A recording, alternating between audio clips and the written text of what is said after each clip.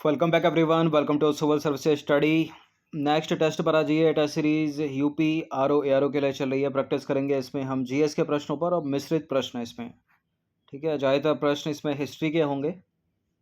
तो चलिए स्टार्ट करते हैं। इस टेस्ट सीरीज की प्लेलिस्ट बना रखी है, वहाँ पर आप टेस्ट नंबर 1 से लेकर जो भी नया टेस्ट आएगा वहाँ तक पहुँच सकते हो। ये टेस्ट नंबर है 172। तो क्वेश्चन नंबर 1 है गुप्त काल का। गुप्त काल में भू राजस्व की दर निम्नलिखित में से क्या थी? गुप्त काल में भू राजस्व की दर क्या थी? उपज का चौथा भाग, उपज का छठा भाग, उपज का आठवां भाग, उपज का आधा भाग। देखिए ये थी उपज का छठा भाग। ऑप्शन नंबर बी है इसका आंसर। तो गुप्त काल में जो लोग राजकीय भूमि पर कृषि करते थे उन्हें अपनी उपज का एक भाग राजा को कर के रूप में देना पड़ता था, जो सामान्यतः कितना होता था? उपज का छठा भाग होता था। तो बी है इसका आंसर। क्वेश्चन नंबर 2 पर आ जाइए। गुप्त काल में किस प्रकार की भूमि को अपृहत कहा जाता था? बिना जोती हुई जंगली भूमि, सिंचित भूमि, घने जंगल वाली भूमि, जोती हुई भूमि। गुप्त काल में किस भूमि को कहा जाता था अपृहत? बिना जोती हुई जंगली भूमि। ऑप्शन नंबर ए है इसका आंसर। तो गुप्त काल में बिना जोती गई जंगली भूमि को अपृहत भूमि कहा जाता था। यह गुप्तकालीन राज्य व्यवस्था से संबंधित है, अपृहत। ये नंबर इस पर कॉल या व्हाट्सअप करके आप फुल टेस्ट सीरीज प्राप्त कर सकते हैं आर ओ ए आर ओ की। क्वेश्चन नंबर 3 पर आ जाइए। निम्नलिखित में से किसने हूण शासक मिहिर कुल को पराजित किया था? एक प्रश्न बड़ा पूछा जाता है एग्जाम में, हूणों को किसने पराजित किया था? तो स्कंदगुप्त है उसका आंसर, गुप्त शासक स्कंदगुप्त ने। लेकिन कोड नाम को लेकर पूछ रहा है, मिहिर कुल को किसने पराजित किया था? मिहिर कुल एक हूण शासक था, इसको पराजित किया था यशोधर्मन ने। ऑप्शन नंबर बी है इसका आंसर। तो मालवा नरेश यशोधर्मन के द्वारा मिहिर कुल को बुरी तरह से पराजित किया गया था। मिहिर कुल एक हूण शासक था। क्वेश्चन नंबर 4 पर आ जाइए। ये बड़ा इंपॉर्टेंट है। ठीक है, ये जो दर्शन है ना, दर्शन और उसके प्रतिपादक बड़े इंपॉर्टेंट है, मैच वैच करने के लिए पूछ लेता है एग्जाम में। तो साख्य दर्शन में निम्नलिखित में से किसका महत्वपूर्ण योगदान है, या साख्य दर्शन के प्रवर्तक कौन है? ठीक है, पूछता है साख्य के कौन है, योग के कौन है, न्याय के कौन है। तो साख्य दर्शन के हैं कपिल मुनि, ठीक है, और न्याय के हैं गौतम। तो साख्य दर्शन भारतीय दर्शन के प्राचीनतम संप्रदायों में परिगणित है। महर्षि कपिल को साख्य दर्शन का प्रतिष्ठापक आचार्य माना जाता है।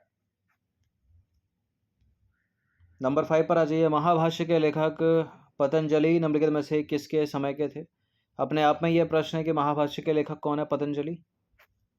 ठीक है, और योग दर्शन के प्रतिपादक हैं ये, और किसके समय में थे ये थे पुष्यमित्र शुंग के समय में। ऑप्शन नंबर सी है इसका आंसर। देखिए, महाभाष्य के लेखक पतंजलि शुंग वंश के संस्थापक पुष्यमित्र शुंग के समकालीन थे।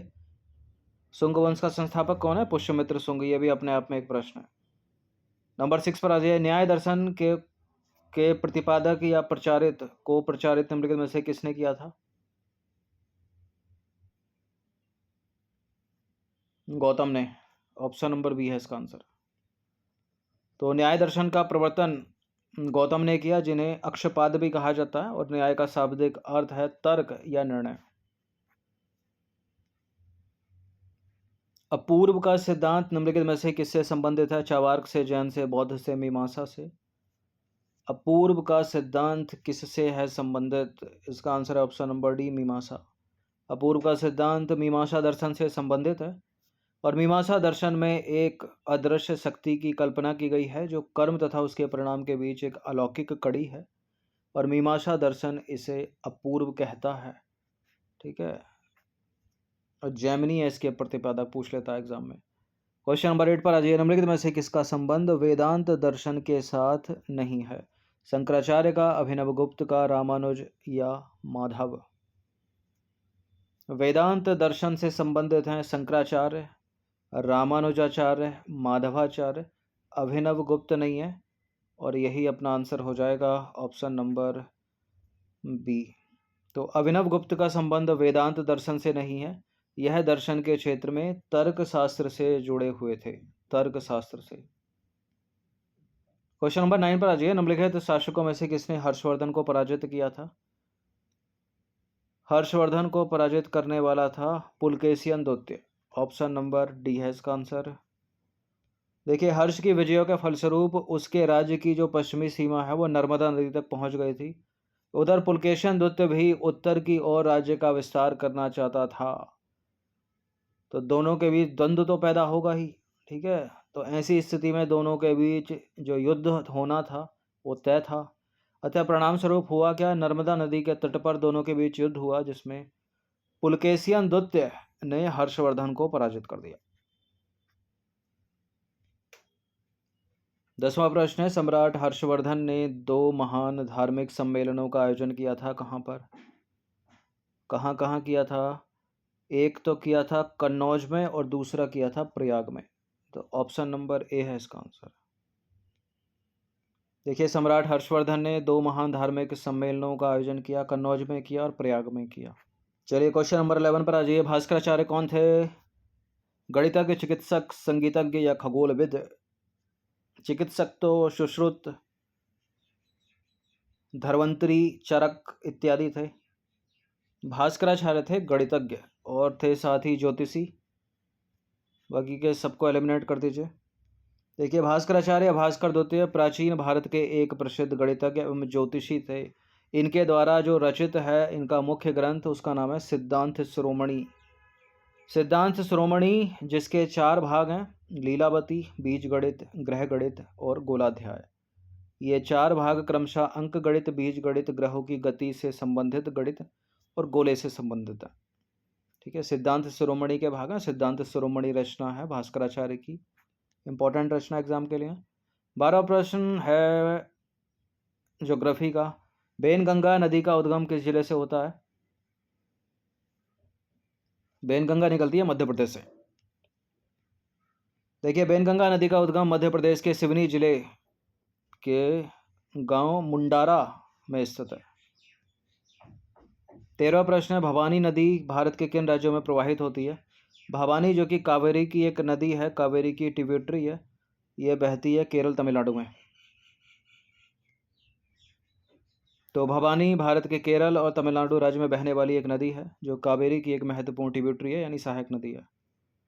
नंबर 14 पर आ जाइए। काजू वैली आर्द्रभूमि या काजू वैली वेटलैंड जो कुछ समय पहले एक पक्षी अभयारण्य घोषित किया गया, किस राज्य में स्थित है?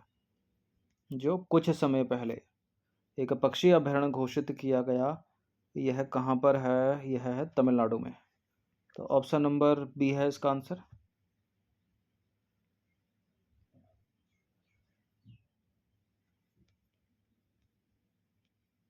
देखिए, तमिलनाडु में बिल्लुपुरम के पास स्थित काजू वैली आर्द्रभूमि को पर्यावरण, वन और जलवायु परिवर्तन मंत्रालय द्वारा 16वां पक्षी अभयारण्य घोषित किया गया। यह बड़ा इंपॉर्टेंट प्रश्न है हिस्ट्री में। यह दर्शन द्वैतवाद सिद्धांत का प्रतिपादन किसने किया था? जैसे कि रामानुज विशिष्टाद्वैतवाद, शंकराचार्य हो गए अद्वैतवाद और द्वैतवाद हो गए माधवाचार्य। ऑप्शन नंबर ए है इसका आंसर। तो द्वैतवाद सिद्धांत का जो प्रतिपादन किया था वो माधवाचार्य ने किया था।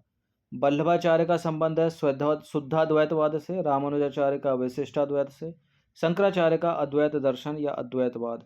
ये मैच करने के लिए पूछता है अधिकतर यूपी के एग्जाम में, इनको याद रखिएगा, स्टेट पीसीएस के लिए इंपॉर्टेंट है, किसी भी स्टेट के पीसीएस के लिए। गंगा सागर मेला किस राज्य में आयोजित किया जाता है? उत्तर प्रदेश, राजस्थान, गुजरात या पश्चिम बंगाल? गंगा सागर मेला लगता है पश्चिम बंगाल में। ऑप्शन नंबर डी है इसका आंसर। देखिए, गंगा सागर मेला पश्चिम बंगाल में आयोजित होने वाले सबसे बड़े मेलों में से एक है। इस मेले का आयोजन कोलकाता के निकट हुगली नदी के तट पर किया जाता है। पोषण अभियान 2.0, पोषण 2.0 किस मंत्रालय की पहल है? ये 21-22 के बजट में जो है इसको लॉन्च किया गया था। ये पहल है किसकी है? ये पहल है केंद्रीय महिला एवं बाल विकास मंत्रालय की। ऑप्शन नंबर ए है इसका आंसर। देखिए, पोषण 2.0 या 2.0 बोल दो इसको, केंद्रीय महिला एवं बाल विकास मंत्रालय की पहल है। इसकी शुरुआत हुई थी वर्ष 2021-22 के बजट में।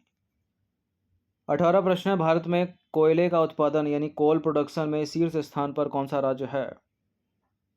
और भारत विश्व में कोयला उत्पादन में कौन से स्थान पर है? दूसरे स्थान पर। पहले स्थान पर चीन है। और भारत में राज्य अगर पूछ ले तो छत्तीसगढ़ है। देखिए, भारत के 98% कोयला जो है गोंडवाना सैलो से और 2% कोयला टर्शरी युगीन चट्टानों से प्राप्त होता है। और भारत के शीर्ष कोयला उत्पादन राज्यों में प्रथम, द्वितीय और तृतीय की बात करें तो प्रथम स्थान पर छत्तीसगढ़, द्वितीय स्थान पर उड़ीसा और तृतीय स्थान पर है झारखंड। और भारत का वैश्विक स्तर पर कोयला उत्पादन में दूसरा स्थान है, पहले स्थान पर है चाइना। क्वेश्चन नंबर 19 पर आ जाइए। निम्नलिखित में से किस भाषा को सबसे पहले शास्त्रीय भाषा का दर्जा दिया गया? वर्तमान में देखिए 6 भाषाओं को, कितनी 6 भाषाओं को शास्त्रीय भाषा का दर्जा प्राप्त है। बड़ा ही महत्वपूर्ण सवाल है ये। और यहाँ पूछ रहा है कि सबसे पहले किस भाषा को शास्त्रीय भाषा का दर्जा मिला इनमें से? वो थी, कौन सी थी? वो थी तमिल। ठीक है, तमिल थी। तमिल कब मिला था तमिल को? 2004 में। देखिए वर्तमान में 6 भाषाओं को वर्ष 2004 से वर्ष 2014 तक शास्त्रीय भाषाओं का दर्जा प्राप्त है। कितनी भाषाओं को? 6। कौन कौन सी हैं वो? तमिल सबसे पहले कब? 2004 में। उसके बाद संस्कृत कब? 2005 में। उसके बाद कन्नड़ 2008 में, और 2008 में ही तेलुगु को भी। ठीक है, उसके बाद मलयालम 2013 में, और ओडिया 2014 में। और ये अंतिम है, इसके बाद किसी भाषा को शास्त्रीय भाषा का दर्जा नहीं दिया गया। और 2014 में दिया गया था, और 14 में ही यूपीएससी सिविल सेवा में ये प्रश्न पूछा गया था। ठीक है, ये प्रश्न मतलब उड़ीसा को लेकर प्रश्न पूछा गया था कि हाल ही में किस भाषा को शास्त्रीय भाषा का दर्जा मिला, तो उड़िया उसका आंसर था। 20वां प्रश्न है पॉलिटी का लोक लेखा समिति को पहली बार किस अधिनियम के माध्यम से गठित किया गया था? हिस्ट्री में जा रहा है ये। वर्तमान में लोक लेखा समिति में 22 सदस्य होते हैं। बड़ी इंपॉर्टेंट ये समिति एग्जाम के पॉइंट ऑफ व्यू से। 15 इसमें लोकसभा के मेंबर, 7 इसमें राज्यसभा के मेंबर, टोटल हो गए 22। 1 साल का इसका कार्यकाल होता है। और लोक लेखा समिति के जो अध्यक्ष होता है उसकी नियुक्ति करता है लोकसभा का स्पीकर। और लोक लेखा समिति को पहली बार जिस अधिनियम के माध्यम से गठित किया गया था वो है भारत सरकार अधिनियम 1919। ऑप्शन नंबर ए है इसका आंसर। तो लोक लेखा समिति को वर्ष 1921 में भारत सरकार अधिनियम 1919 के माध्यम से गठित किया गया था, जिसे माउंटफोर्ड सुधार भी कहा जाता है इसको। ठीक है, और लोक लेखा समिति का गठन हर साल होता है लोकसभा की प्रक्रिया और कार्य संचालन नियम के नियम 308 के तहत। लोक लेखा समिति का जो अध्यक्ष होता है उसकी नियुक्ति कौन करता है, ये भी अलग से एक प्रश्न है। मान लीजिए 4 ऑप्शन में डाल दिया, संसद करता है, राष्ट्रपति करता है, लोकसभा का अध्यक्ष करता है, या मुख्य न्यायाधीश करता है, तो आंसर क्या है? लोकसभा का स्पीकर ही करता है। देखिए लोक लेखा समिति में कुल कितने मेंबर? कुल 22 सदस्य इसमें होते हैं। 22 सदस्य इसमें शामिल होते हैं। 22 में से 15 होते हैं लोकसभा के, और 7 सदस्य होते हैं इसमें राज्यसभा के। इस चीज़ को भी याद रखिएगा। तो ये 20 प्रश्न थे, मिश्रित प्रश्न। इनकी प्रैक्टिस आप 1 से 2 बार कर सकते हो। इन सभी टेस्ट का फुल टेस्ट PDF सीरीज प्राप्त कर सकते हो, जो मिलेगा आपको पेड टेलीग्राम ग्रुप में। ये नंबर इस पर कॉल या व्हाट्सअप करके आप ज्वाइन कर सकते हैं। बाकी सब्सक्राइब रखिएगा सिविल सर्विस स्टडी चैनल को। हर दिन प्रैक्टिस करते रहिएगा। धन्यवाद।